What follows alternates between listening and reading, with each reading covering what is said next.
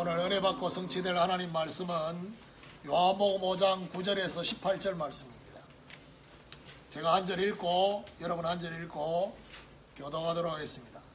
그 사람이 곧 나와서 자리를 들고 걸어가니라. 이 날은 안식일이니 유대인들이 병난 사람에게 이르되 안식일인데 내가 자리를 들고 가는 것이 옳지 아니하니라. 대답하되 나를 낫게 한 그가 자리를 들고 걸어가라 하더라 하니 그들이 묻되 너의 자리를 들고 걸어가라 한 사람이 누구냐 하되 고침을 받은 사람은 그가 누구인지를 알지 못하니 이는 거기 사람이 많으므로 예수께서 이미 피하셨습니다.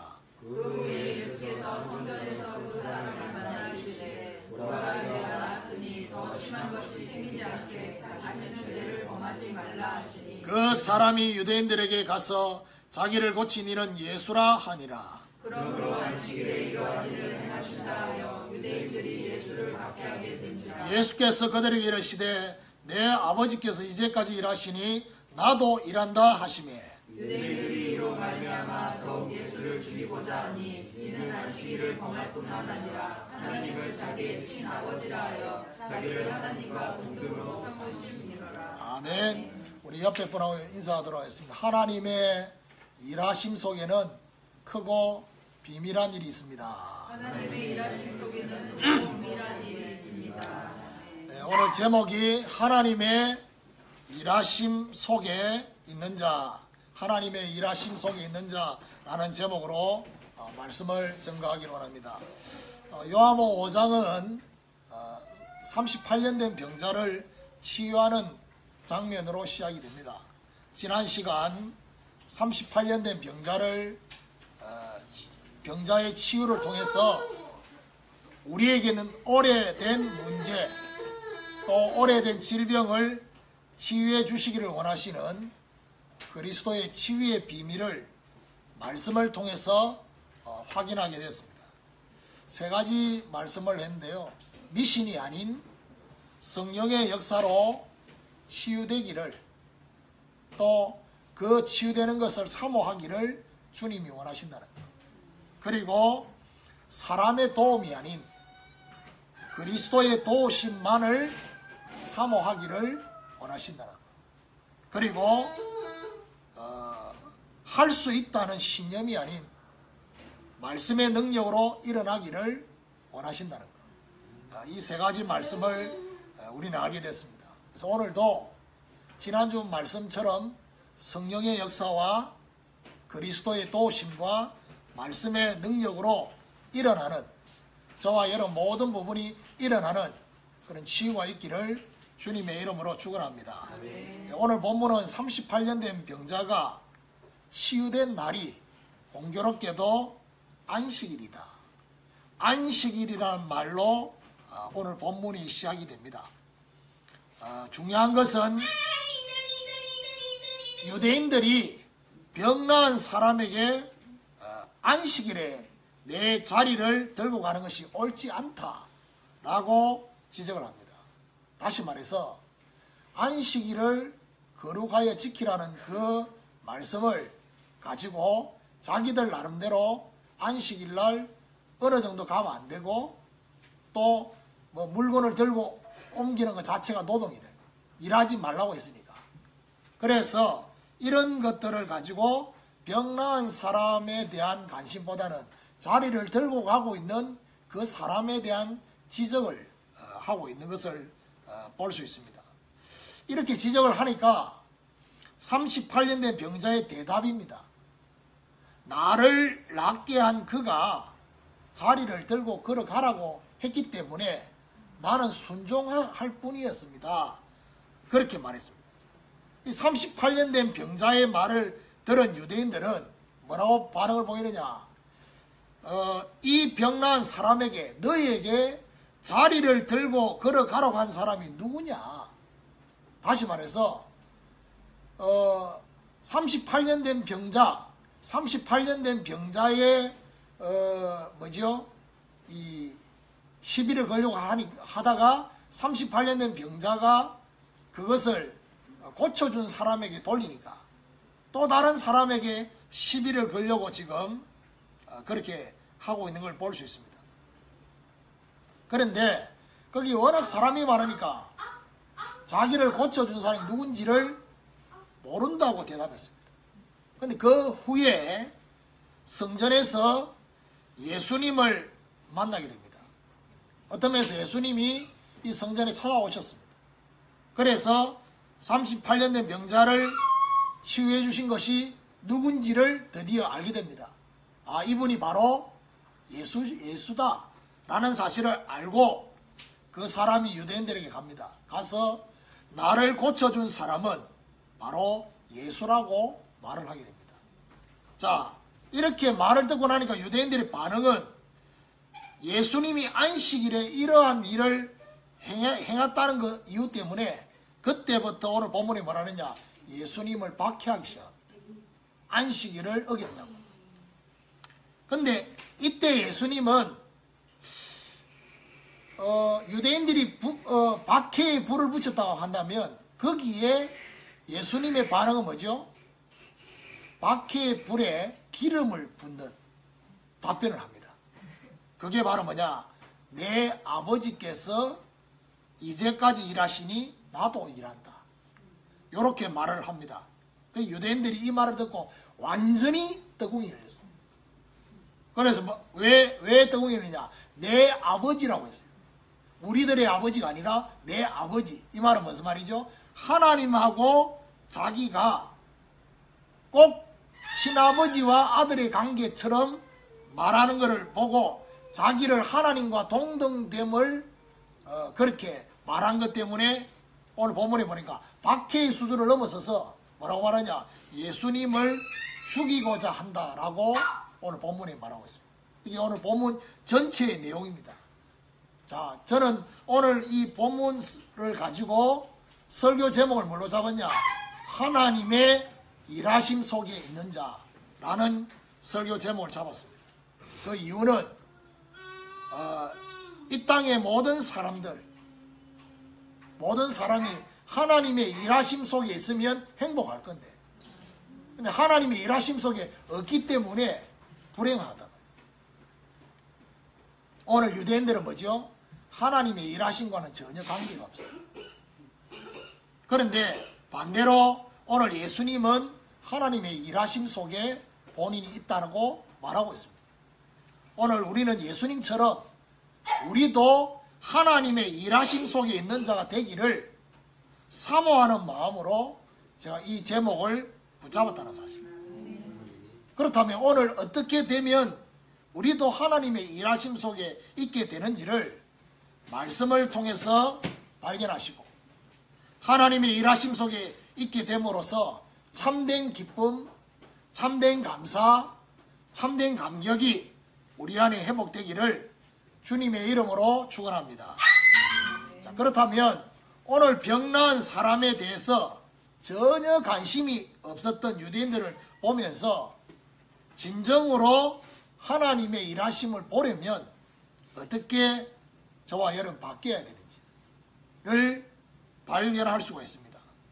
그 첫 번째가 율법의 의가 아닌 복음의 의로 하나님의 일하심을 보라는 것입니다.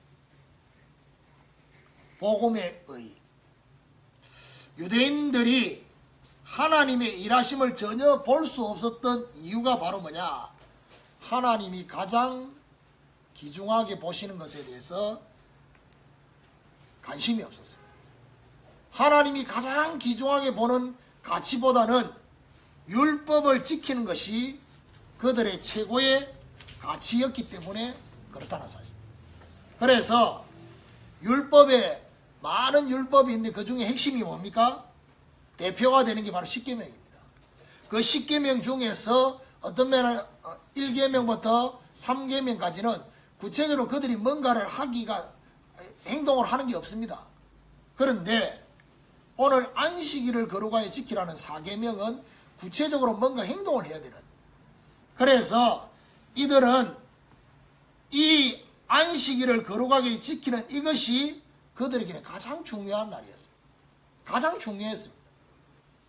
그래서 하나님의 일하심하고는 전혀 관계없이 본인들이 그걸 지키는 것에 너무 생명을 걸었던 것입니다.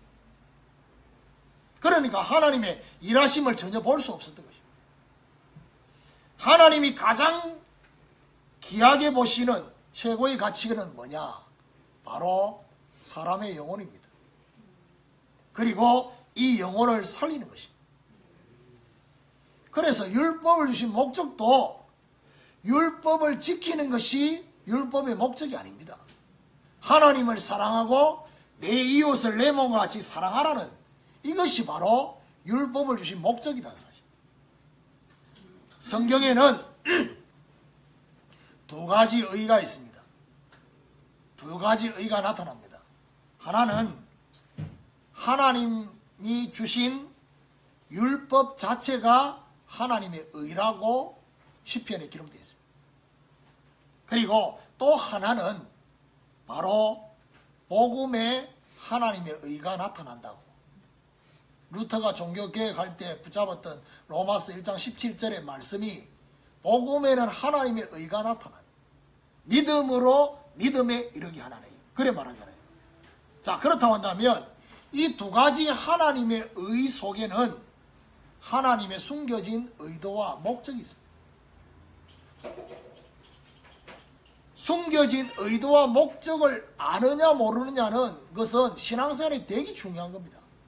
왜냐하면 구약이 39권이기 때문에요.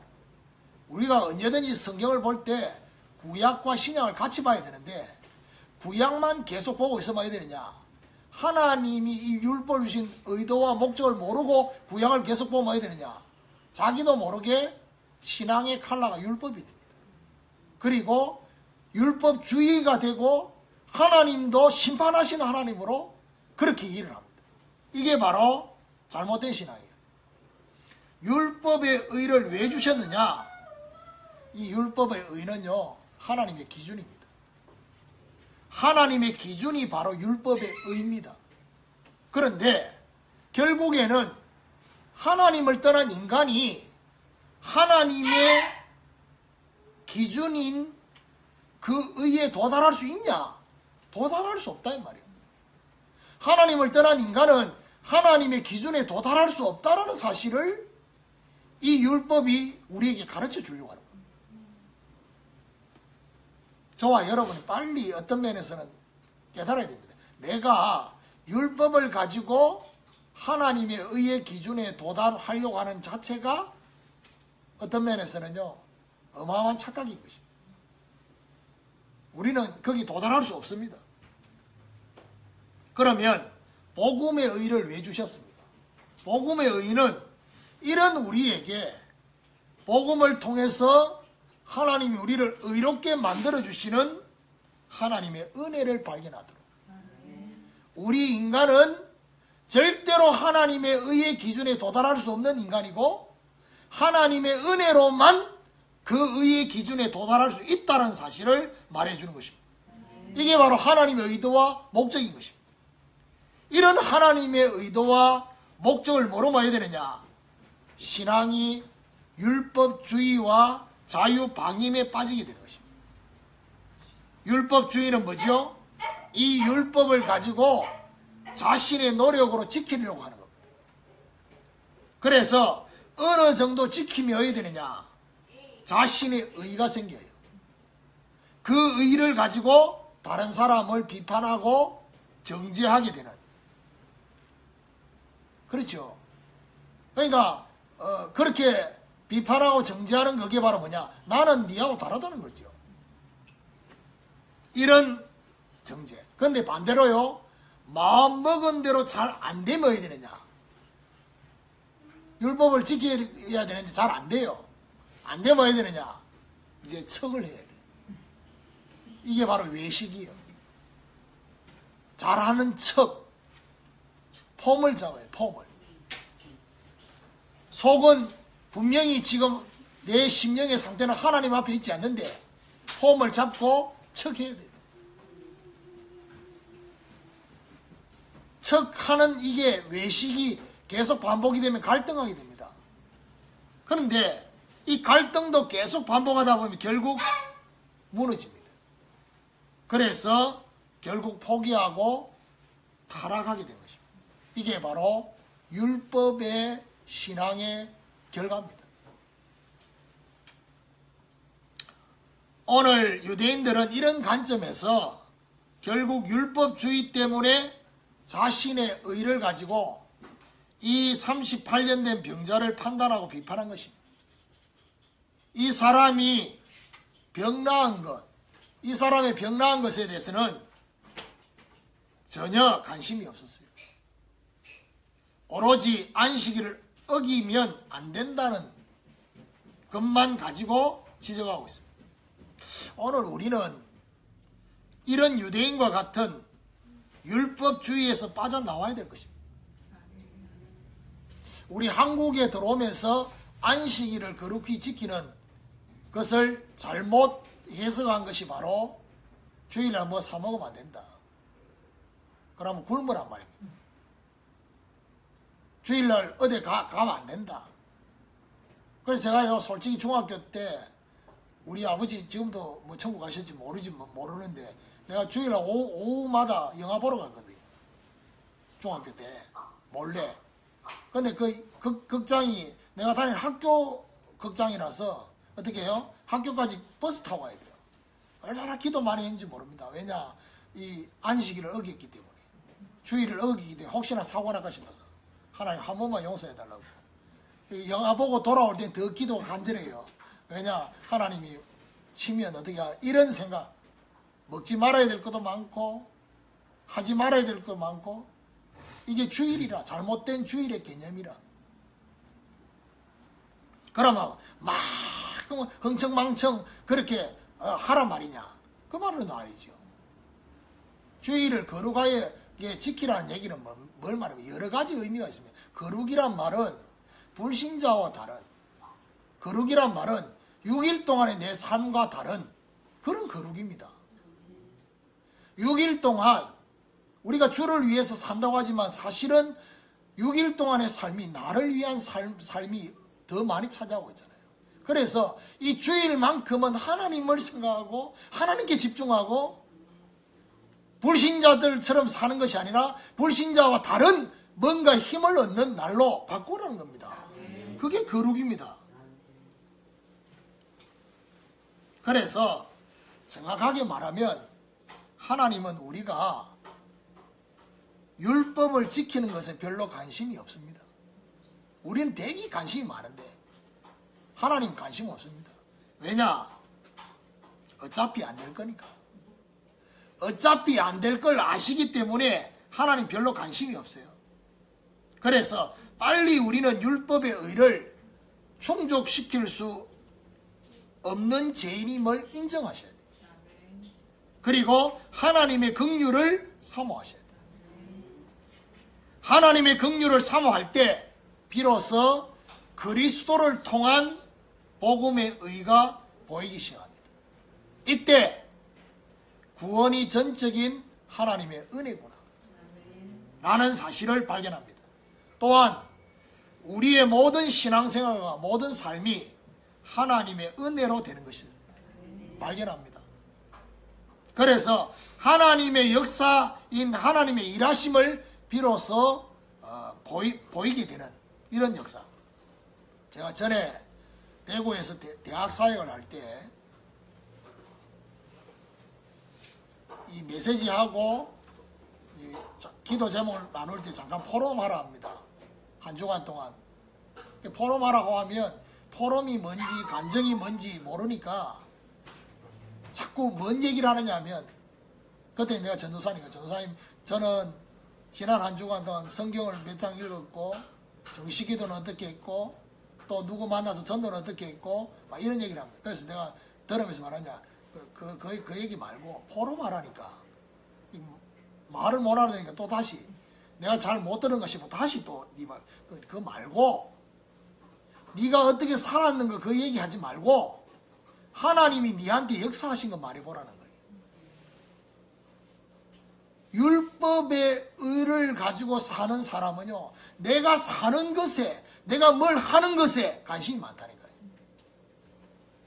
내가 하나님을 위해서 뭘 하는 거 내가 하나님을 위해서 뭘 하지 않으면 나는 아무것도 안 하는 것처럼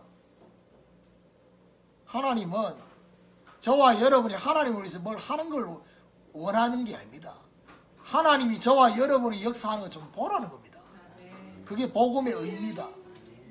신앙생활이 이렇게 바뀌어야 되는데 자꾸 내가 뭘 하고, 그러니까 바로 여기서 뭐가 옵니까?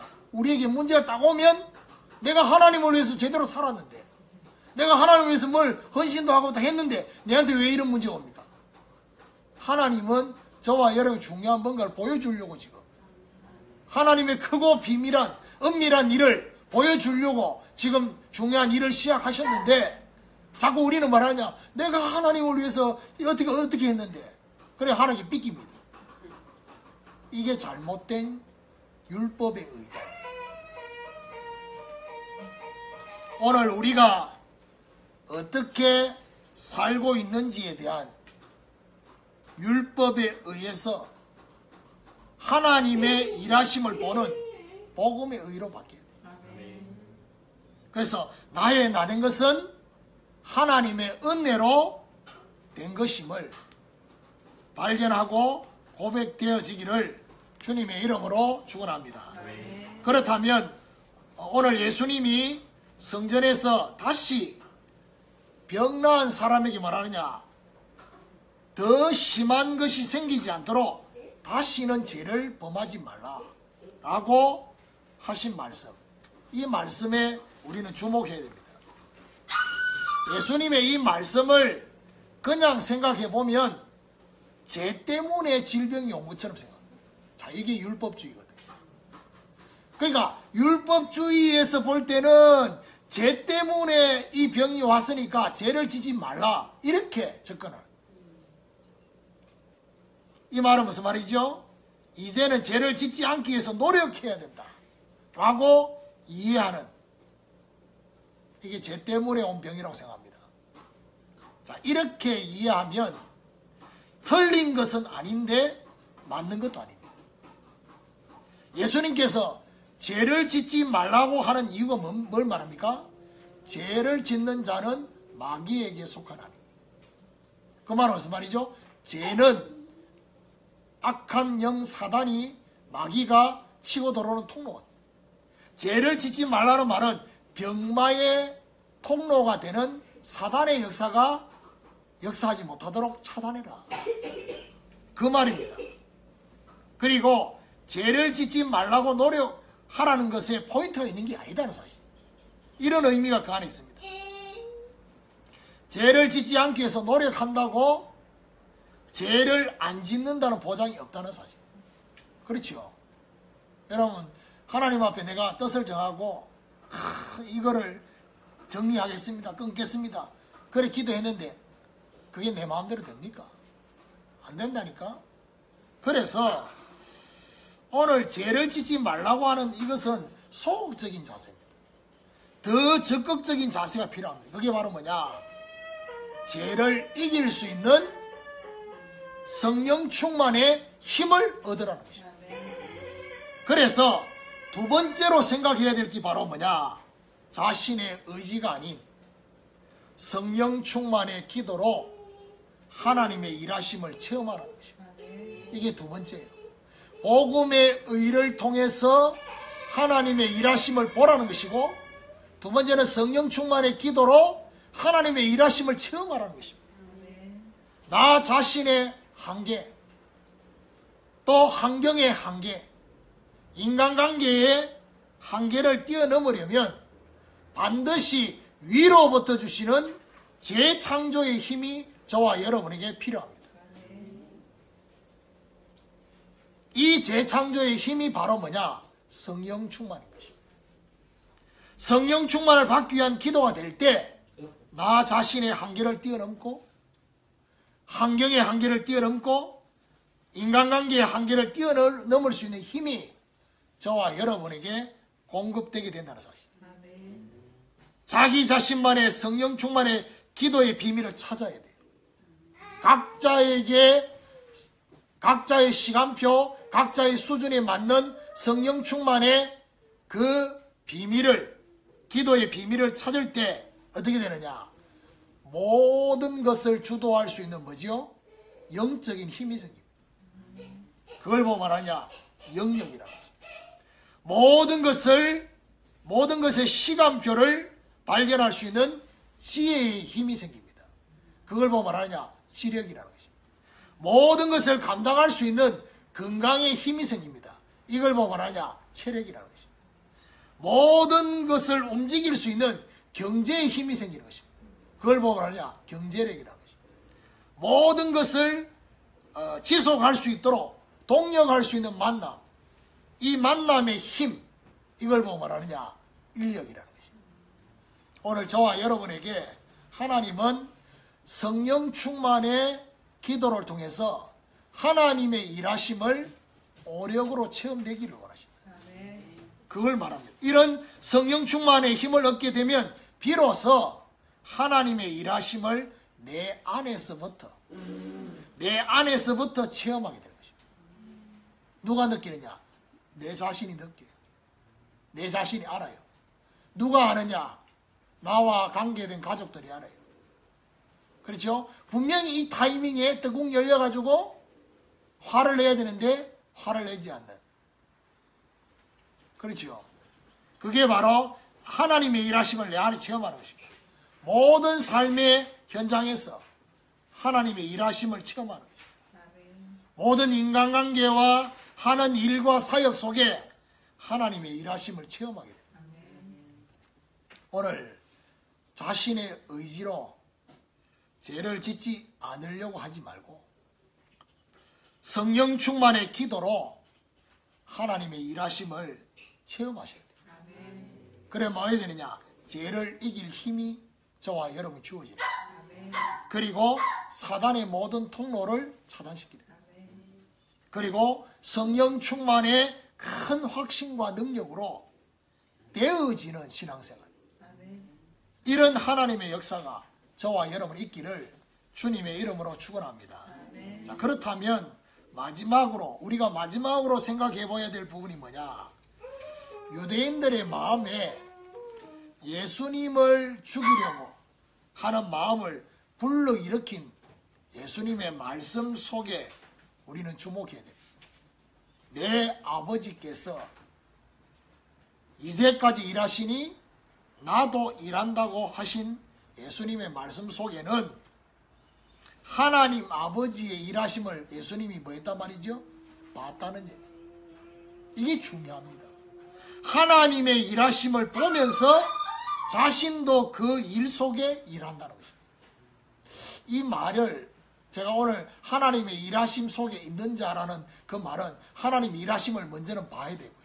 두 번째는 체험하셔야 되고, 세 번째는 나도 그 하나님의 일하심을 보고 그 일 속에 나도 함께 동력하는. 근데 성경에 보면요, 예수님도 그렇고 오늘 본문 이후에 보면 예수님이 내가 스스로 말하지 않겠다, 스스로 말하지 않는다, 그래 말하고요. 요한복음 16장에도 보면 성령 하나님도 뭐라고 말하냐? 나는 스스로 말하지 않는다. 무슨 말이냐? 성령께서 일하시는 것도 바로 아버지의 말씀과 예수 그리스도의 일하심 속에서, 그 일 속에서 성령이 일하시는 것을 볼 수 있습니다. 그러면 여기서 우리가 깨달아야 될 게 뭐냐? 하나님의 일하심을 보면서 그 일 속에서 우리의 삶이 있어야 된다는 거예요. 그러니까 그냥 저와 여러분이 마르다처럼 내가 이렇게 주를 위해서 뭔가 음식 만들고 열심히 하면 하나님 기뻐하실 거야 라고 생각하고 나름대로 정해놓고 그렇게 하지 말고 하나님의 일하심을 보면서, 그 일하심을 보면서 내가 함께 일할 수 있는, 내가 할 수 있는 만큼, 이게 중요합니다. 그래서 마지막으로 생각해야 될 것이 바로 뭐냐? 자신의 열심이 아닌 뭐지요? 삼위일체 하나님의 일하심을 본 증거의 증인으로 하나님의 일하심 속에 있으라는 것입니다. 그렇죠? 저와 여러분이 그냥이 아니라 성삼위 하나님의 일하심을 본 증거의 증인으로 하나님의 일하심 속에 있으라. 그렇다면 성삼위 하나님의 일하심을 어떻게 구분할 수 있을까요? 어떻게 구분하면 좋겠습니까?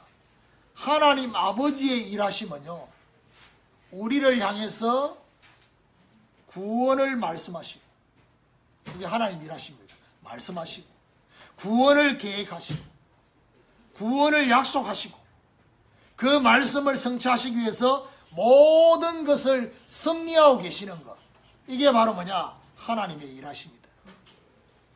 성자 그리스도의 일하심은 뭐냐? 성자 그리스도의 일하심은 바로 아버지의 구원의 말씀과 그 구원의 계획과 약속을 십자가와 부활을 통해서 성취하신 것입니다. 그리고 우리에게는 바로 모든 것을 성취하시고 참된 회복과 뭐죠? 참된 해방의 복음을 저와 여러분이 주시는 것입니다. 이게 성자 그리스도의 일입니다. 그러면 보혜사 성령의 일하심 속에는 어떤 일이 있느냐? 성취된 말씀과 구원의 복음을 바로 우리에게 적용시켜 주는 것입니다. 그래서 우리를 구원하시고 우리를 인도하시고 천국 가는 그날까지 우리를 견인해 가시는 일을 누가 하시느냐? 성령 하나님께서. 자, 그렇다면 이런 성삼위 하나님의 일하심을 보면서 이 하나님의 일하심 속에 있으려면 어떤 증거를 가진 증인이 되어야 됩니다. 가장 먼저는 말씀으로 역사하시는 하나님 아버지와 함께 일하는 자가 되는, 그러려면 어디 되죠? 말씀의 성취를 위해서 말씀을 말씀되게 하려는 실현시킬 것, 이걸 찾아야 돼요. 말씀을 말씀되게 할 것이 무엇인지를 찾는, 그래서 말씀 실현팀이라는 표현이 있죠. 그러니까 말씀을 말씀되게 하려고 하는 것을 위해서 실현해야 될 걸 찾는 것, 그리고 작은 실천하는 증거, 이 증거를 가진 증인이 되어야 됩니다. 그리고 복음으로 역사하시는 그리스도와 함께 일하는 자가 되기 위해서는 어떻게 해요? 복음으로 사람을 살리는 것입니다.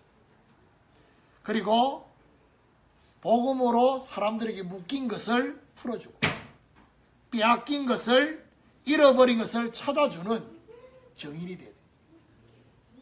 보혜사 성령으로 역사하시는 성령 하나님과 함께 일하는 자가 되기 위해서는 복음의 말씀을 뭐하여? 복음의 이 중요한 비밀, 함께 일하는 자로서 우리 개인의 심령과 그리고 현장에 하나님의 나라가 임하도록 뭐요? 영혼을 놓고 기도하는 것입니다. 이게 제사장의 사명이에요.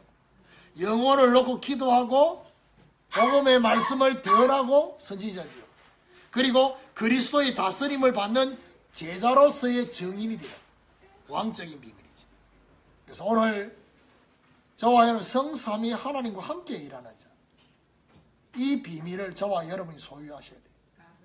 그래서 오늘 메시지 속에서 세 가지, 율법의 의가 아닌 복음의 의로 하나님의 일하심을 보는 눈이 열려야 됩니다.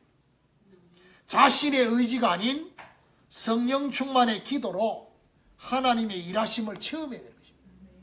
그리고 자신의 열심이 아닌 성삼위 하나님의 일체 되시는 하나님의 일하심 속에 함께 일하게 되는 축복의 정인,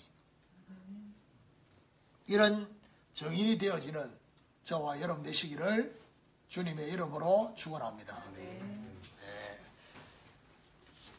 기도하겠습니다. 하나님 감사합니다. 하나님의 일하심 속에 있는 자라는 제목으로 말씀을 받았습니다.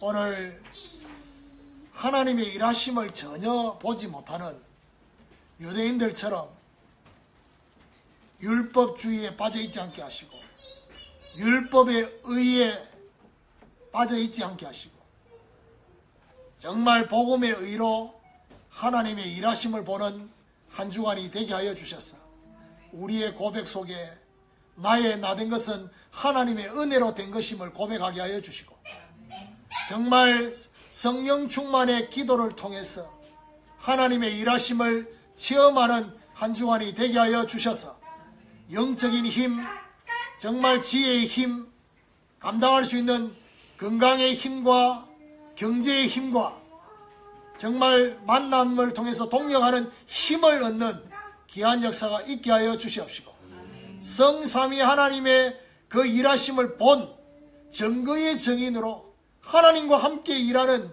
축복의 증인들이 될 수 있도록 주님이 역사에 주옵소서. 오늘도 귀한 물질 드렸습니다.